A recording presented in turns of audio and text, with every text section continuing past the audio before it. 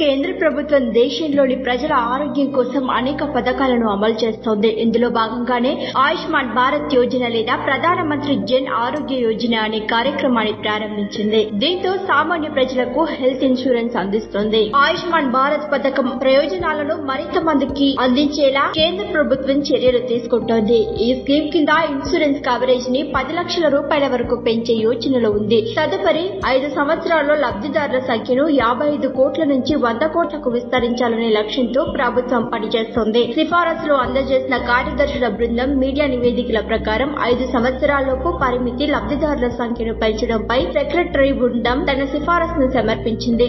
9 మంత్రిత్వ శాఖలతో కూడిన సెక్రటరీల బృందం త్వరలో బోర్డు సెక్రటరీకి ప్రెజెంటేషన్ ఇవ్వనుంది. ఆయుష్మాన్ భారత్ యోజన అంటే ఏంటో తెలుసుకుందాం. ఆయుష్మాన్ భారత్ యోజన పథకాన్ని ఆయుష్మాన్ భారత్ ప్రధానమంత్రి జన్ ఆరోగ్య యోజన అని కూడా పిలుస్తారు. ఇది ప్రభుత్వం తీసుకొచ్చిన ఒక ప్రధాన ఆరోగ్య పథకం. ప్రస్తుతం 12.34 కోట్ల కుటుంబాల్లోని 55 కోట్ల మంది లబ్ధిదారులకు హాస్పిటల్ కేర్ కోసం ప్రతి కుటుంబానికి 5 లక్షల రూపాయల యాన్యువల్ కవరేజ్ అందిస్తోంది.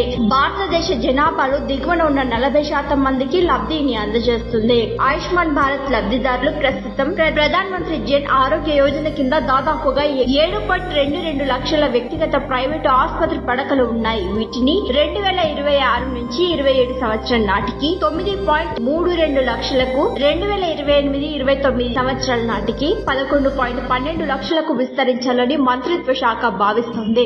జూన్ 30 నాటికి 7.37 కోట్ల మంది ప్రజలు పథకం కింద ఆసుపత్రిలో జాయిన్ అయ్యారు. గత సంవత్సరం కేంద్ర ఆరోగ్య మంత్రిత్వ శాఖ విడుదల చేసిన డేటా ప్రకారం మొత్తం ఆయుష్మాన్ కార్డులలో 49% మహిళలు ఉన్నారు. ఈ పథకం కింద ఆమోదం పొందిన అన్ని ఆసుపత్రుల్లో దాదాపు 48% మహిళలకు సంబంధించినవి ఉన్నాయి. అదనంగా ఈ ప్రభుత్వ పదవీ కాలం ముగిసేలోగా సరసమైన మందులను అందించే జన్ ఔషధ కేంద్రాల సంఖ్యను 10,000 నుండి 25,000 వరకు పెంచాలని కమిటీ సూచించింది. తాజాగా 70 ఏళ్లు దాటిన వృద్ధులకు ఉచిత వైద్య చికిత్సను కల్పించడంతో పాటు ఇన్సూరెన్స్ కవరేజ్ రెట్టింపు చేసే యోచనలో కేంద్ర ప్రభుత్వం ఉంది. దీనివల్ల క్యాన్సర్, అవయవాల మార్పిడి వంటి ఖర్చులతో కూడుకున్న వైద్య చికిత్స ఉచితంగా లభిస్తాయని భావిస్తున్నారు. కొత్తగా సుమారు 4 నుండి 5 కోట్ల మందికి లబ్ధి చేకూరనుంది. ఆయుష్మాన్ భారత్ స్కీమ్ కు ఎలా అప్లై చేసుకోవాలో తెలుసుకుందాం. అర్హత ఉన్న ఎవరైనా ఆయుష్మాన్ భారత్ స్కీమ్ కోసం 2 మార్గాల్లో దరఖాస్తు చేసుకోవచ్చు. సమీపంలోని సిఎస్సి లేదా ఎంపానల్డ్ హాస్పిటల్ ను సంప్రదించవచ్చు. ఆయుష్మాన్ భారత్ స్కీమ్ కు రిజిస్టర్ చేసుకోవడానికి అవసరమైన అన్ని డాక్యుమెంట్లను తీసుకెళ్లి రిజిస్టర్ చేసుకోండి. ట్రెండింగ్ వీడియోల కోసం